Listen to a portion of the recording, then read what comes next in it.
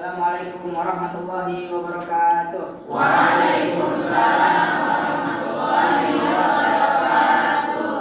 Perkenalkan, nama saya Muhammad Nur Alam. Di sini saya akan memberikan penjelasan terkait sikap hormat kepada orang tua dan guru pada peserta didik dalam perspektif Quran Surat Al-Isra ayat 23 dan 24, Quran Surat Luqman ayat 13 dan 17, ayat 13 sampai 17, dan juga hadis riwayat Muslim pada kelas 2 MA semester 1. Sebelumnya saya mengucapkan terima kasih kepada Bu Indri Nirma Idul Pesha sebagai pengampu pada mata kuliah ini.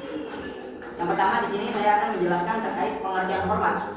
Menurut KBBI, kata hormat berarti memuliakan, menghargai atau menaruh rasa takzim kepada seseorang yang memiliki kedudukan atau jasa seperti orang tua dan juga guru. Contoh sikap hormat itu kepada orang tua, misalnya jika kita berada di rumah, maka ketika dengan orang tua itu berbicara dengan lembut, tidak membantah ketika dinasihati, dan membantu pekerjaan rumah tanpa disuruh. Kemudian ketika di sekolah, menyapa guru dengan sopan, mendengarkan penjelasan dengan penuh perhatian, serta tidak memotong pembicaraan guru.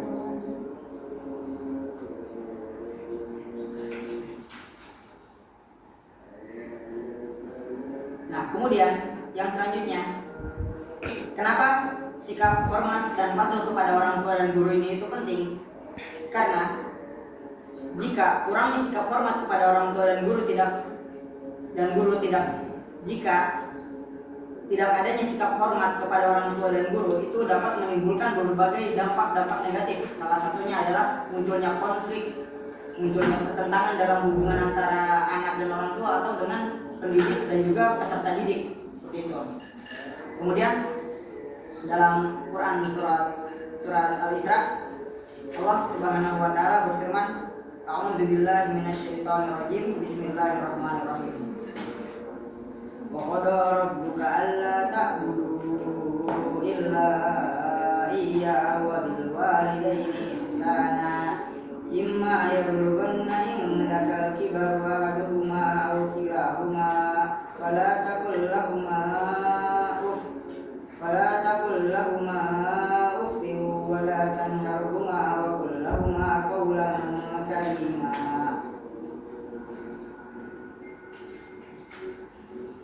Waqfid lahum janaha dzulli minar rahmati wa qur rabbirhamhuma kama rabbayani shaghira. Dari Quran Surat Al-Isra ayat 23 sampai 24 ini, kita dapat mengambil kesimpulan, kita dapat mengambil hikmah, yaitu yang pertama, berbakti kepada orang tua adalah kewajiban setelah menyembah Allah. Artinya, berbuat baik kepada orang tua itu bukan hanya sekedar sopan santun, tetapi bagian dari ibadah. Kemudian, menjadi anak yang sabar dan lembut dalam menghadapi orang tua, terutama saat mereka telah berusia lanjut. Dalam ayat ini juga dicontohkan bahwasanya kita sebagai anak tidak boleh berkata kepada orang tua, seperti itu. Jadi solusinya, ketika kita disuruh sama orang tua, itu kita harus melaksanakannya dengan baik. Nah, kemudian yang selanjutnya, yang ketiga, dianjurkan untuk mendoakan orang tua. Dan doa adalah bentuk rasa syukur dan kasih sayang anak kepada orang tuanya. Kemudian dalam Quran Surat Luqman ayat 13 sampai 17, Allah berfirman, A'udzubillahi minasyaitonirrajim. Bismillahirrahmanirrahim. Wa idz qala Luqman libnihi wa huwa ya'iduhu ya bunayya la tusyrik billah inna syirka la dzulmun adzim. Liwalidayhi hamalathu ummuhu wahnan ala wahnin wa fisaluhu fi amaini anishkurli waliwalidayka ilayyal masir.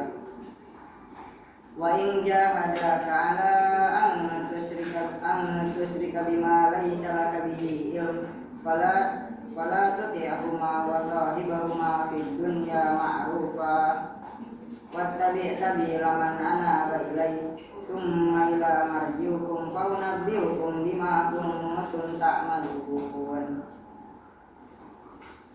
Ya bunayya innaha in taku misqala habatin min khardalin fatakuna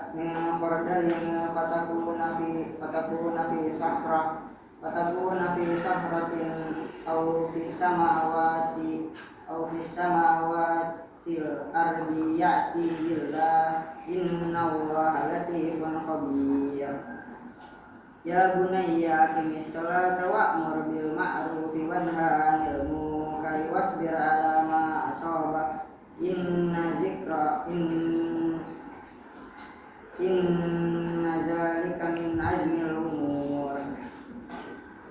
Jadi dalam Quran surat Al-Luqman ayat 13 sampai ayat 17 itu kita bisa mengambil hikmah bahwasanya yang pertama, tauhid adalah dasar kehidupan seorang mukmin.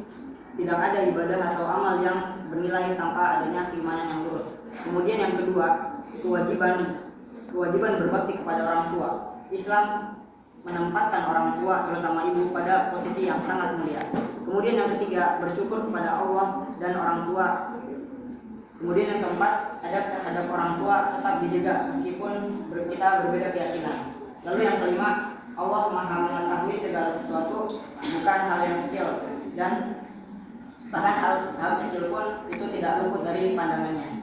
Kemudian yang keenam, perintah salat, amal ma'ruf nahi mungkar dan sabar. Semua itu merupakan kunci pembentuk pribadi yang beriman dan berakhlak mulia. Kemudian ada hadis riwayat Muslim di sini yang berbunyi innal ulama warasatul anbiya. Jadi hadis ini menjadi dasar bahwasanya guru sebagai penyampai ilmu memiliki kehormatan yang besar karena menunjukkan tugas para nabi dalam penyebaran ilmu dan kebaikan. Oleh sebab itu menghormati seorang guru itu termasuk menghormati ilmu itu sendiri. Kemudian yang terakhir, solusi yang bisa dihadirkan itu yang pertama, pendidikan adalah pendidikan akhlak di sekolah maupun di rumah. Kita harus meningkatkan dan mengadakan pendidikan akhlak. Kemudian yang kedua, teladan dari guru dan juga orang tua. Sebagai guru dan juga orang tua harus menjadi teladan yang baik bagi anaknya maupun bagi peserta didiknya.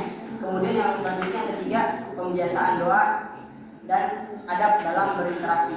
Dan lalu yang terakhir, menerapkan hikmah dari ayat-ayat Al-Quran seperti apa yang tadi telah saya bacakan. Mungkin cukup sekian dari saya, kurang lebihnya mohon maaf. Wassalamualaikum warahmatullahi wabarakatuh.